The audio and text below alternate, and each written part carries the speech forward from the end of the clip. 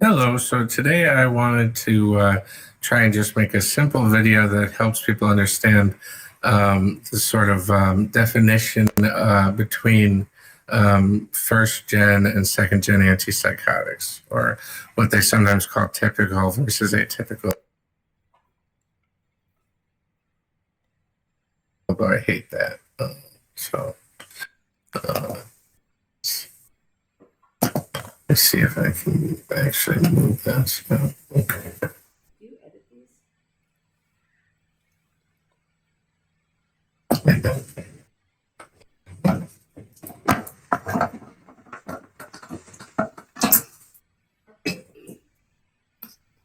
All right. So to get us started with that, let's consider us being in the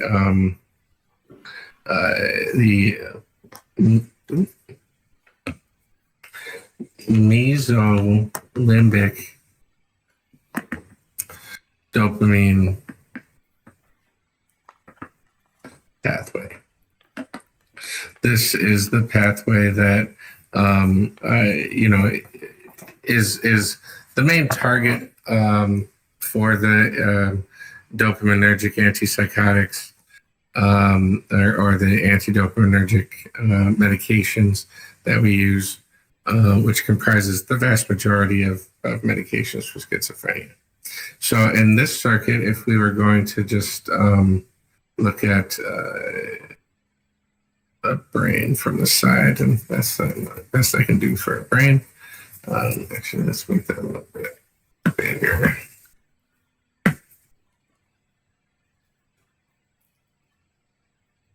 Okay. So if we have the, I usually draw in the third ventricle to sort of help me orient a bit. The ventral tegmental area is here. They call it the VTA. And amygdala is, somewhere down there. Let's call that amygdala. And then over here we have the striatum. And this is a kind of complex pathway that I think the first time I was taught it was split in two for some reason, but I'm pretty sure that the vast majority of textbooks keep it as one.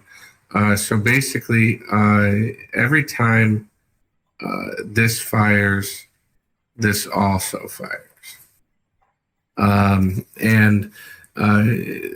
so the striatum includes things like the nucleus accumbens, which is involved in addiction and a sort of goal-oriented behavior. And the amygdala, of course, is our fight or flight. And so what happens is we have this overactivation of this circuit, which is involved in causing the auditory hallucinations. Now, this probably isn't exactly, or it's probably an oversimplified way to think about it, but the amygdala is a structure that is deep to the auditory cortex, deep to the temporal lobes. So you're overactivating a structure, and the activity sort of leaks into local structures. And so we end up with extra electricity in the temporal lobes and the auditory cortex of the temporal lobes, and that electricity gets sort of interpreted and to be a voice or voices, and they're usually negative because it's happening at the same time that your fight or flight center is being activated. So you're in the fight or flight mode and you're hearing things that aren't there. It's an unpleasant situation. So when we break it down to the level of the synapse, is where you can start to see the difference between what a typical or first generation antipsychotic was doing versus what the more modern second gens do. And with a caveat, the quinolonone class that is still considered second gen does not really follow this paradigm. So I'm really just talking about benzoxazoles and dibenzapines. But if we're going to put a receptor here on this will be the D2. And that's what, it's a big show in town. And of course, so this is a synapse. I'm sure at this level of your training, where a presynaptic neuron has an axon with a terminal axonal bulb, which is, right there.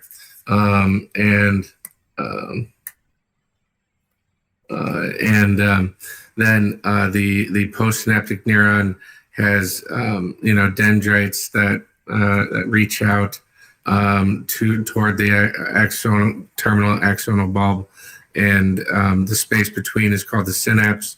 And neurotransmitters flood the synapse to hit the receptor proteins.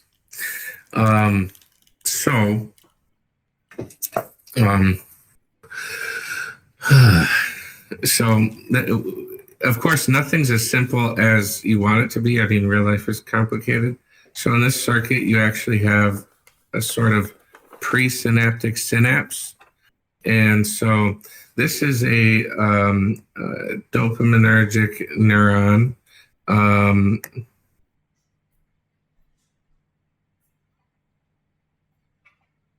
And so its cell body is in the VTA.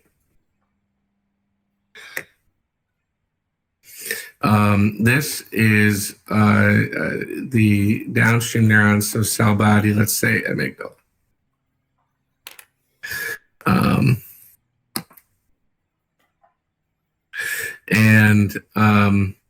So the synapse would be much closer to the amygdala than the VTA, probably basically in the amygdala. Now, here is a third neuron in the system, and this is a serotonergic neuron. And serotonergic neurons are typically labeled as 5-HT because, everything has to have an extra layer of complication. And the scientific name for serotonin is 5-hydroxytryptan. So don't let things throw you about how it just seems like a numbered letter salad after a while. 5-HT2A, 5-HT2B, blah, blah, blah. 5-HT just means serotonin, 5-hydroxytryptan. Knowing that serotonin's other name is 5-hydroxytryptan can help remind you that tryptan drugs are one of the drugs we have to worry about with causing serotonin syndrome, because serotonin is itself a tryptan. So other drugs that are tryptans are obviously going to be mimics of serotonin.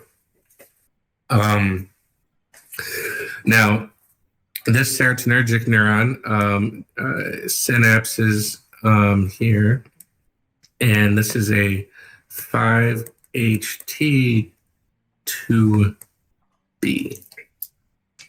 And so these are the two main receptors that everybody ends up talking about with regards to Zyprexa and Risperidone, and with the revolution of second-gen antipsychotics. And basically, the definition is that the activity for second-gen, the activity of 5-HT2B blockade is greater than D2 blockade.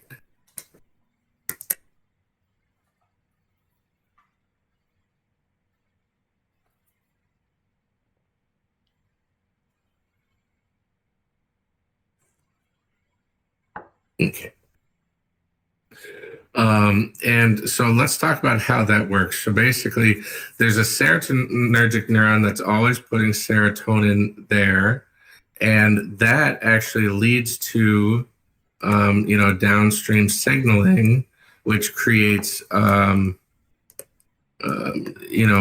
dopamine that's packaged in vesicles, to get out and hit the D2. So by antagonizing this, we antagonize this, which means that there's just less dopamine to interact with the D2, which is sort of a less invasive method of fixing the problem of having this overactive D2 circuit. And so this was, sort of theorized to be, much less damaging in the mesocortical circuit where all the negative symptoms are. And they were really hoping that they could prove that second gens were more sparing of the negative symptoms, or possibly improving of them, though the studies really didn't quite bear that out. But it does change the side effect profile quite a bit. So it seems that the stronger you hit the 5-HT2B is the more metabolic. And then the stronger you hit the D2 is the more muscular. So